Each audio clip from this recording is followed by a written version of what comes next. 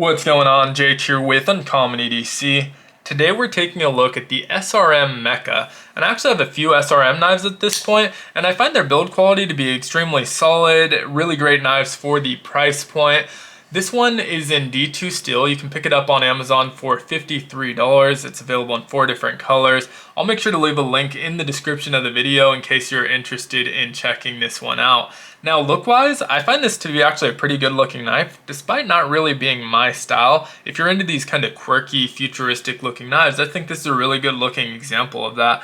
Now, another thing that's really not my style is these carbon fiber laminate overlays, but on this handle I actually think it works pretty well because you still have exposed sections of G10 kind of breaking up the texture a little bit. That along with the speed holes just give the handle a lot of depth. It's really interesting to look at, complemented really well with these blue accents, which I'm a huge fan of. Blue pivot collar, blue pocket clip. I think the handle looks great, and same thing with the blade, just kind of a typical drop point style blade, but those holes are a nice touch as well. I wish they were a little bit more functional. As you can see, when it's closed, you just don't have a ton of access to them. I can't use that to flip it open with my thumb or middle finger. Maybe if you have really tiny fingers, you might be able to get in there and flick that open, but for me, not possible. Fortunately, we do have 2 other deployment methods with both the Ambi Lock, which is their version of the access lock or crossbar style lock. That obviously is going to work pretty well. We also have that front flipper, which is extremely intuitive. I don't think the look wise it's that great. I'm not a huge fan of these really kind of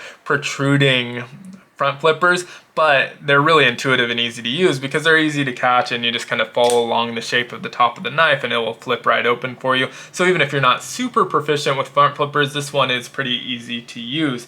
Now size wise, this is a decent sized knife. It's 7.91 inches overall, and that gives us a very generous 4.64 inch handle. Now, ergo-wise, the just general grip on this is solid. I wouldn't describe it as comfortable or uncomfortable, but kind of in the middle there. I wish there was a little bit more of a gradual slope here into the rest of the handle, and I don't always love when the handle shape forces the placement of your fingers, because if your fingers land anywhere else, you end up with these kind of awkward points, and that's what happens here. I find the grip up here on this flat section to be a little bit more comfortable, but that means that my ring finger is now landing on that point. If I stay a little bit further back, I just feel like a little bit unbalanced. I'm too far back from the blade. My finger doesn't land on that point anymore, but it's just not as comfortable for me. So prefer this grip. I think it could be a little bit better, but overall is pretty solid. And again, everyone's hands are going to be a little bit different, so that may work perfectly for you. Where the ergos really start to go downhill for me though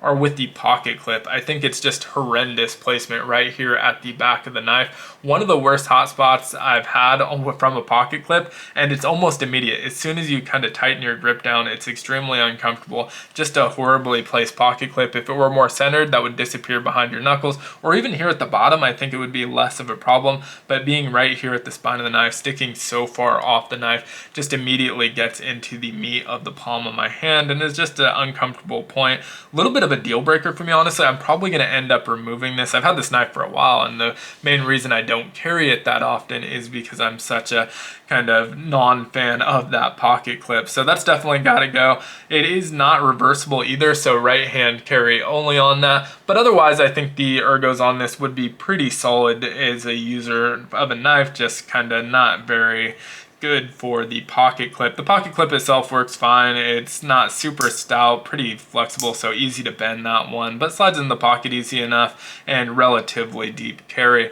That blade is 3.27 inches long, drop point style blade, great swedge at the front, nice flat grind on here, partial flat grind obviously, but really nice partial flat grind, decent factory edge on there, good sharpening choil as well. Pretty okay branding. It has the SRM Stay Ready for More on the front.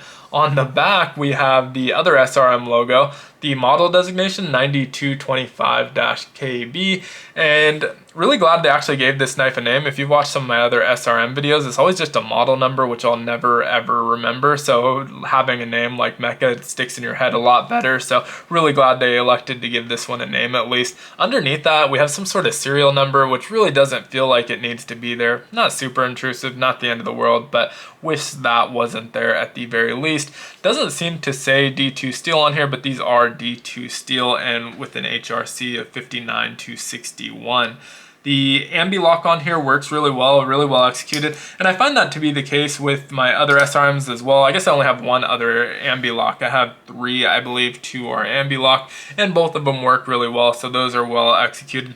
On ceramic ball bearings, so this kind of swings shut, swings open, just like you'd expect. Right amount of pressure too. Obviously, an Ambi Lock or a crossbar style lock doesn't have a detent, but it requires the right amount of pressure to open it, so you're not filling it all too often. I have filled it with the front flipper, but just seems to work really well, and you can use that Ambi Lock for deployment just like the front flipper, so it gives you a couple options there. Overall, I think this is an incredibly solid knife if you're into this style, if the design appeals to you.